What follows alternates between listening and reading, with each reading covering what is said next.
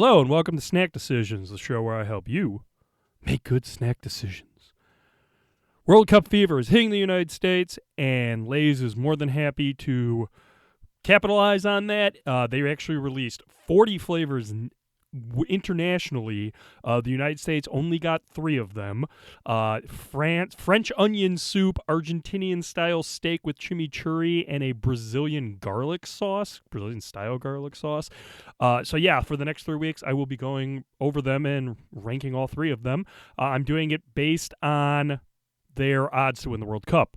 So I'm going to start with the World Cup favorite today, and it's a kind of fastball down the middle. I don't like mixing sports metaphors here, but yeah, for the French chip, they did a wavy French onion soup, which, I'll be honest, I'm surprised that's not a chip already.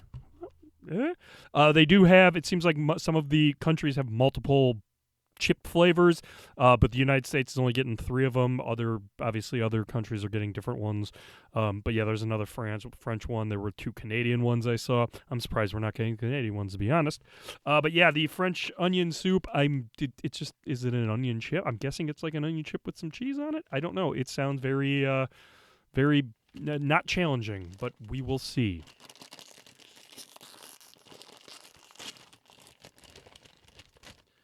Standard Lay's bag chip opening. It's fairly easy to open, not very good at resealing. You're going to need a chip clip or something to, clamp it down here. So packaging gets a 4 out of 5 on the packaging.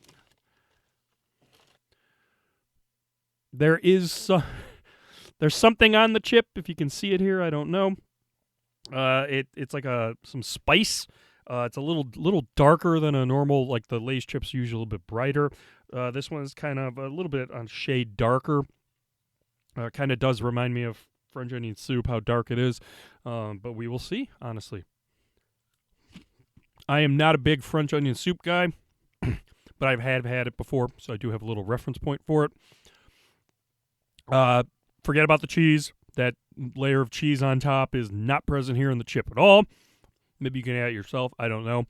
They definitely nailed the onion powder for onion, because that's all over this chip. They also nailed the savory umami flavor of the soup itself. If they're going for a French onion soup minus that cheese topping, they've pretty much nailed it. That being said, it's just some onion flavoring, honestly. That's why I said it's like a fastball down the middle here. It's not too difficult. They're good enough. I mean, it's just an onion chip, honestly. But it does have, I guess, the bonus is that umami savory note, making it taste like the soup itself. I would have liked maybe a little bit of a little cheese on it.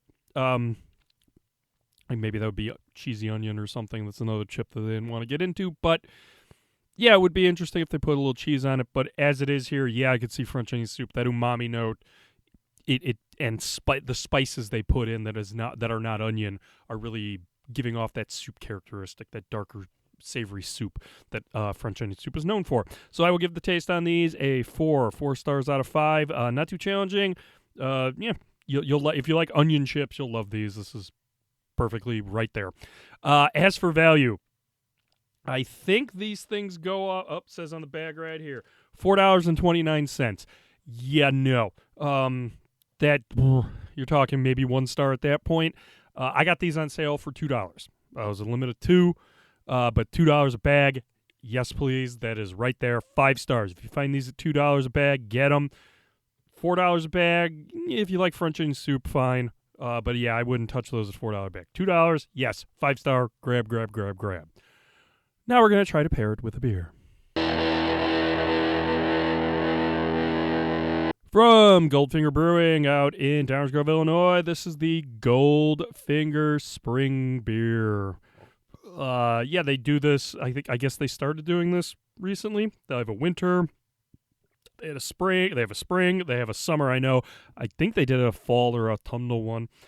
This one is 4.8%, and it is a Zwickel beer. It is a German style pale ale, I believe. As you can see, it's very clear. Is a German style unfiltered pale lager. is what we're talking about here. Nice half finger ahead, but it is a dark golden color, honestly. But yeah, perfectly clear. You can see right through it. Floral and grassy hops mixed with a sourdough bread note. Wow. Yeah, the bread note I appreciate, but those floral and grassy hops, yeah, it smells like you're running through a field in the spring, so I can see why this would be their spring beer. Yeah, but that bread note is very prevalent. That's really amazing, honestly. I love the grain character when it presents like bread. Yeah, but some type of sourdough bread, I would say. But yeah, this is, it's a pale lager, so it's nothing crazy complex, but it's nailing what it's supposed to be doing. So the big bready malt character shows up there. There's a bread note, like a sourdough bread. It does kind of weigh the beer down a little bit. It makes it a little bit heftier, but then the finish comes in. It's obviously a clean and crisp finish. It gets right out of the way, but you get all these grassy and floral noble hops coming in and just lifting your spirits up. It kind of mimics spring, where beginning of spring is very rough and heavy and rainy and all this stuff, and then it leads into summer, which is like right around where we are now. But it's so light and refreshing that you just want to keep going back to it again and again. Very flavorful. One you can easily drink a ton of. Again, if I didn't say it was 4.8% ABV, so you can drink a 4-pack of this in a field somewhere and be completely fine. 5 stars on this one, going away, not even close. I'm thinking the pairing is going to work really well on this, but we're going to see. So when you first combine the two, it's very bready up front from the beer. As you get through it further and further, the beer does recede because it gets out of the way. There might be a little bit, there's like a light, that floral, grassier flavor stays around a little bit, but then the chip comes in. And the chip kind of grounds it a little bit, bringing that umami character and the onion notes out of it. And at the end, you kind of get it's like a onion beer, or a beer with onion dust on it, and some more savory notes in addition to the bread.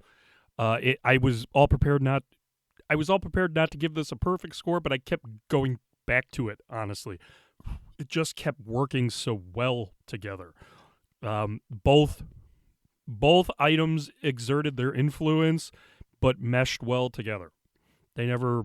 One didn't take over, one didn't get out of the way. They kind of just came and went and intertwined, and overall it worked extremely well. Obviously, light beers and potato chips usually go pretty well together, so yeah, this was a slam dunk. Pairing gets 5 stars, honestly. So what, the worst thing was the chip itself at 4 stars on the taste? I think that's crazy, honestly. But yes, I will be doing the other ones. France is the favorite to win the whole thing, which I was kind of surprised at. I believe Argentina will be next, and then Brazil's like 5th or 6th favorite, which I was surprised at as well. I don't follow soccer that much, though, so that's probably why. But yes, I will do the Argentinian one and the Brazilian one next, and then I will come up with a big winner. If it's anything like last year, I won't ever see it again, like the bacon grilled cheese. I saw it one other time. One other time did I see that chip, and I grabbed it, and I haven't seen it since. But if you like this, like, follow, subscribe, shoot me an email, snackdecisions@gmail.com. If you find any of the other 37 other flavors somewhere, let me know. I would like to try them. I know the World Cup's coming up, so I won't be able to get them all in, but I will try to get as many as I can if someone lets me know about them. Until next time, make good snack decisions.